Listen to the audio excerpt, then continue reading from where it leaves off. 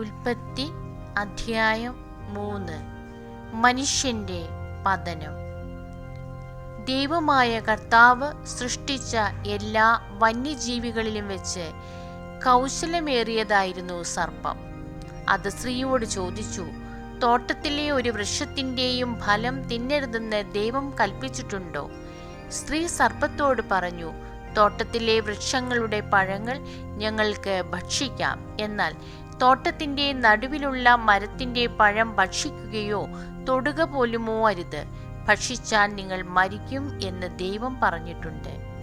സർപ്പം സ്ത്രീയോട് പറഞ്ഞു, നിങ്ങൾ മരിക്കുകയില്ല, അത് തിന്നുന്ന ദിവസം നിങ്ങളുടെ കണ്ണുകൾ തുറക്കുമെന്നും നന്മയും തിന്മയും അറിഞ്ഞ് നിങ്ങൾ ദൈവത്തെപ്പോലെ ആകുമെന്നും ദൈവത്തിനറിയാം. ആ വൃക്ഷത്തിൻ്റെ പഴം ആസ്വാദ്യവും കണ്ണിന് കൗതുകകരവും അറിവേകാൻ കഴിയുമെന്നതിനാൽ അഭികാമ്യവും ആണെന്ന് കണ്ട് അവൾ അത് പറിച്ചു തിന്നു. ഭർത്താവിനും കൊടുത്തു, അവനും തിന്നു.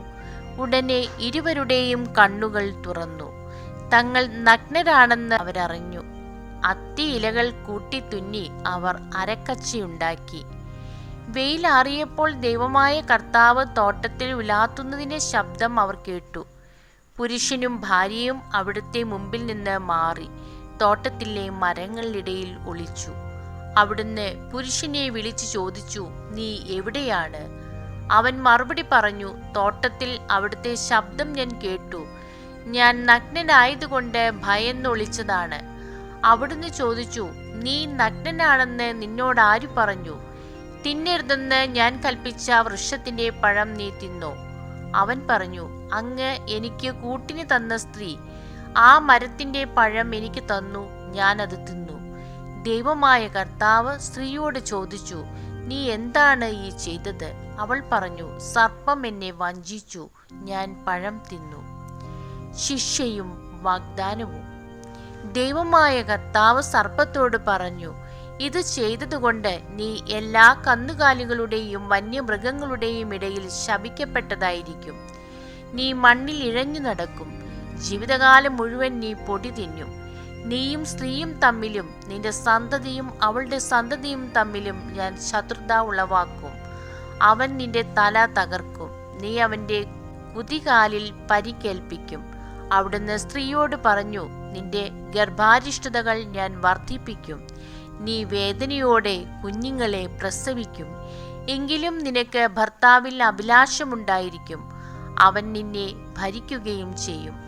ആദത്തോട് അവിടുന്ന് പറഞ്ഞു, തിന്നരുതെന്ന് ഞാൻ പറഞ്ഞ പഴം സ്ത്രീയുടെ വാക്കുകേട്ട് നീ തിന്നതുകൊണ്ട് നീ മൂലം മണ്ണ് ശപിക്കപ്പെട്ടതായിരിക്കും.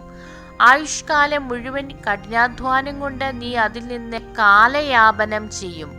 അത് മുള്ളും മുൾച്ചെടികളും നിനക്കായി മുളപ്പിക്കും. വയലിലെ സസ്യങ്ങൾ നീ ഭക്ഷിക്കും. മണ്ണിൽ നിന്ന് എടുക്കപ്പെട്ട നീ മണ്ണിനോട് ചേരുന്നതുവരെ നെറ്റിയിലെ വിയർപ്പുകൊണ്ട് ഭക്ഷണം സമ്പാദിക്കും. നീ പൊടിയാണ്, പൊടിയിലേക്ക് തന്നെ നീ മടങ്ങും.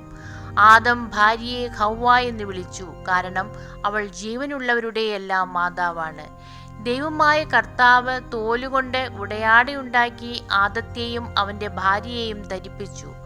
അനന്തരം അവിടുന്ന് പറഞ്ഞു, മനുഷ്യനിതാ നന്മയും തിന്മയും അറിഞ്ഞു നമ്മിലൊരുവനെ പോലെയായിരിക്കുന്നു. ഇനി അവൻ കൈനീട്ടി ജീവന്റെ വൃക്ഷത്തിൽ നിന്ന് കൂടി പറിച്ചു തിന്ന് അമർത്യനാകാൻ ഇടയാകരുത്. കർത്താവ് അവരെ ഏദൻ തോട്ടത്തിൽ നിന്ന് പുറത്താക്കി മണ്ണിൽ നിന്നെടുത്ത മനുഷ്യനെ മണ്ണിനോട് മല്ലിടാൻ വിട്ടു. മനുഷ്യനെ പുറത്താക്കിയ ശേഷം ജീവന്റെ വൃക്ഷത്തിങ്കിലേക്കുള്ള വഴി കാക്കാൻ ഏദൻ തോട്ടത്തിന് കിഴക്ക് അവിടുന്ന് കെരൂബുകളെ കാവൽ നിർത്തി. എല്ലാ വശത്തേക്കും കറങ്ങുന്നതും തീ ജ്വലിക്കുന്നതുമായ ഒരു വാളും അവിടുന്ന് സ്ഥാപിച്ചു. ദൈവമേ, സ്തുതി അങ്ങേക്ക് യോഗ്യമാകുന്നു.